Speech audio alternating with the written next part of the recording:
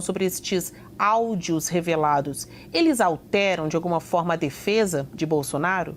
Não, de forma alguma.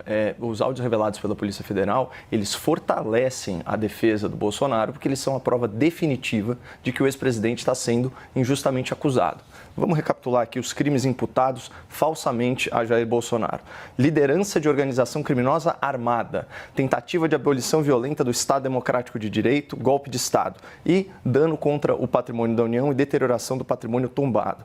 Essas acusações, Basílio, elas são falsas por 4 motivos principais. Primeiro, o depoimento do único delator do caso foi obtido por meio de ameaça. Segundo, as provas colhidas contradizem a denúncia apresentada. Terceiro, a Procuradoria extrapolou as conclusões do órgão investigador. E, finalmente, a denúncia está fundamentada em suposições. Então, para comprovar o que eu aleguei aqui, eu vou usar apenas matérias da Folha de São Paulo, como se sabe, uma publicação cuja linha editorial é de esquerda.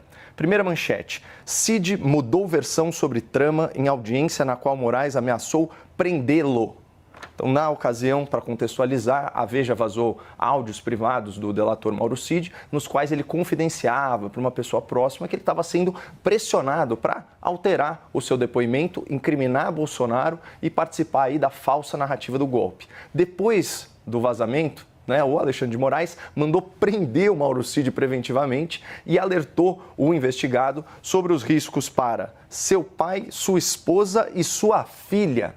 O Cid só foi solto depois de oferecer uma nova versão do seu depoimento, uma prática que o STF condena, que foi caracterizada aí pelo ministro Gilmar Mendes, a gente já falou disso, como tortura e coisa de pervertidos, e pelo ministro Dias Toffoli como o pau de arara do século XXI. Ou seja, a principal fonte de prova do processo é nula, porque ela foi obtida por meio de ameaça ou de tortura, para ficar nas expressões dos próprios ministros. Outras manchetes aqui da Folha.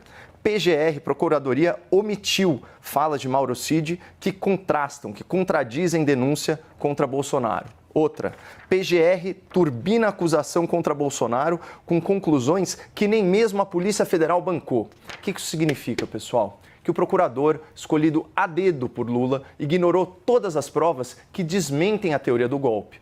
Mas ele foi além. Com base em meras suposições, em meras interpretações criativas, ele acusou Bolsonaro por coisas que sequer constam do relatório da Polícia Federal. E aqui mais uma manchete da Folha nesse sentido.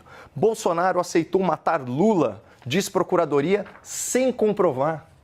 Claro que em nenhum momento do relatório da Polícia Federal existe a insinuação de que Bolsonaro aceitou, autorizou, ordenou a morte de autoridades. Pelo contrário, o que a gente sabe é que o Bolsonaro não atrapalhou, nem impediu a diplomação e a posse do Lula, apesar de sofrer pressões nesse sentido.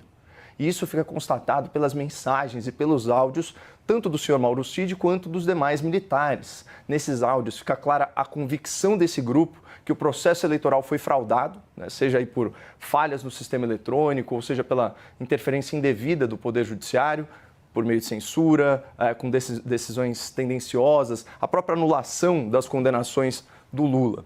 Então, esses militares, eles pressionaram o ex-presidente para viabilizar novas eleições por meio de decretos previstos na Constituição, que envolviam, inclusive, pessoal, autorização do Congresso Nacional. E aí, depois de consultas jurídicas às Forças Armadas, em dezembro, o presidente se convence de que esse não é o caminho a seguir e ele facilita a transição pacífica para o novo governo, inclusive trocando o comando militar a pedido do novo governo. Dessa vez eu vou sair da Folha, eu vou para o Globo. Dezembro de 2022, Bolsonaro nomeia novos comandantes da Aeronáutica e Marinha escolhidos por Lula. Então, pessoal, diante desses fatos aqui, que estão expostos nas matérias às quais eu já me referi, dá para falar que o Bolsonaro liderou uma organização criminosa armada, sendo que ninguém pegou em armas e ninguém cometeu nenhum crime violento? Daria para falar que o Bolsonaro depredou patrimônio público, sendo que ele estava nos Estados Unidos hospitalizado e repudiou os atos de 8 de janeiro publicamente? Dá para falar que ele tentou abolir o Estado de Direito, que ele tentou dar um golpe de Estado, se esses crimes só se consumam se houver emprego de violência ou de grave ameaça? É claro que não, Basílio. Essas acusações são fabricadas, elas são falsas. E quanto mais a gente sabe sobre o processo, mais se conclui pela inocência do ex-presidente.